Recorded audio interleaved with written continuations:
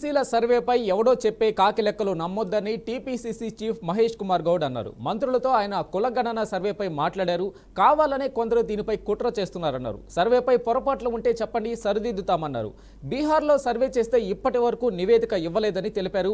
మేము ఏడాదిలో చేసిన సర్వే నివేదిక బయటకు వచ్చినట్లు చెప్పుకొచ్చారు. బయట మమ్మల్ని అడుగుతున్న వాళ్ళు కూడా బీసీ బిడ్డలే అన్నారు. వేరే వాళ్ళ ట్రాప్లో పడకుండా పొరపాట్లు ఉంటే చెప్పాలని, సరిదిద్దుతామని పేర్కొన్నారు. ఎవడో చెప్పే కాకి లెక్కలు నమ్మొద్దని విజ్ఞప్తి చేశారు. రోడ్ ఫార్మేషన్ తర్వాత ఇఫ్ రిక్వైర్డ్ దాన్ని డబల్ లైన్ చేసుకుంటాం, 4 లైన్ చేసుకుంటాం, 8 లైన్ చేసుకుంటాం, నేషనల్ హైవేలకి చేస్తాం. ఇవాళ ఈ యొక్క ఫార్మేషన్ దేశానికి మార్గదర్శకత్వం కాబోతుంటే కొంత కుట్రపూరితమైనటువంటి అంశాలు కలిగిన రాజకీయ పార్టీలు మిమ్మల్ని వాడుకోవాలని చూస్తుంటే ఇది బలహీన వర్గాలకు దెబ్బ తాకుతుందనేటువంటి విచక్షణ కోల్పోయి మీరు ఈ కాయిదాలను చెప్పేస్తూనే రాష్ట్ర కాంగ్రెస్ అధ్యక్షుడు బలహీన వర్గాల బిడ్డ, రాష్ట్ర మంత్రులు బలహీన వర్గాల బిడ్డలం, ఇద్దరు ప్రభుత్వ వైపులు బలహీన వర్గాలు. ఇలా ఈ ప్రక్రియ 1,00,000 మంది ఉద్యోగులు పాల్గొన్నారు. అందులో అందరు కూడా ఉన్నారు కదా.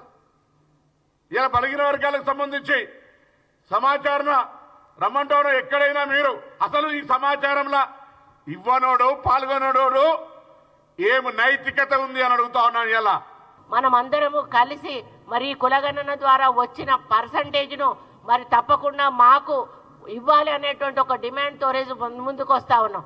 దీన్ని పాజిటివ్ గా పబ్లిక్ లోకి తీసుకుపోవాల్సింది పోయి వాళ్ళు నెగటివ్ గా పబ్లిక్ లో దాన్ని ఎక్స్పోజ్ చేసి కులాలను రెచ్చగొట్టి ఈరోజు వాళ్ళు మరి పబ్బం గడుపుకునే పనిలో ఈరోజు పిఆర్ఎస్ వాళ్ళు ఉన్నారు.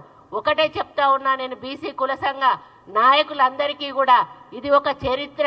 మరి ఎప్పుడో బ్రిటిష్ వాళ్ళ తర్వాత 2011 తర్వాత ఈరోజు రాహుల్ గాంధీ నాయకత్వంలో రేవంత్ రెడ్డి గారు చేసిన ఈ కులగణన చాలా ప్రతిష్టాత్మకమైనది, మన జీవితాలను మార్చేటువంటి కులగణన.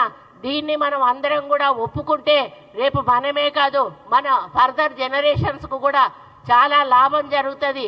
దీనివల్ల ఎన్నో ఉపయోగాలు ఉన్నాయి. ఆర్థిక సమానత్వం, విద్య, రాజకీయం, ఉపాధి, ప్రతి ఒక్క దాంట్లో కూడా దీని ద్వారా మనకు సమాన న్యాయం జరుగుతుంది. కాబట్టి ఈ కులగణను ఈరోజు బీసీలకు అనుకూలంగా ఉండాలని ఈరోజు మనం చేయడం జరిగింది. ఎక్కడ కూడా లోటుపాట్లకు తావు లేకుండా పరిపూర్ణంగా సరైన పరిజ్ఞానంతో శాస్త్రీయబద్ధంగా పకడ్బందీగా ఈ ప్రభుత్వం ఈ సర్వేని చేపట్టింది. 1 ఎక్కడన్నా లొసుకులుంటే కూడా సరిదిద్దుకోవడానికి సిద్ధంగా ఉంది.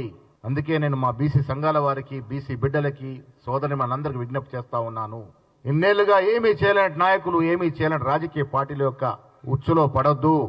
ఇవాళ రిజర్వేషన్ ఇవ్వడం వల్ల చాలా మంది కడుపు నొప్పుతో ఉన్నారు.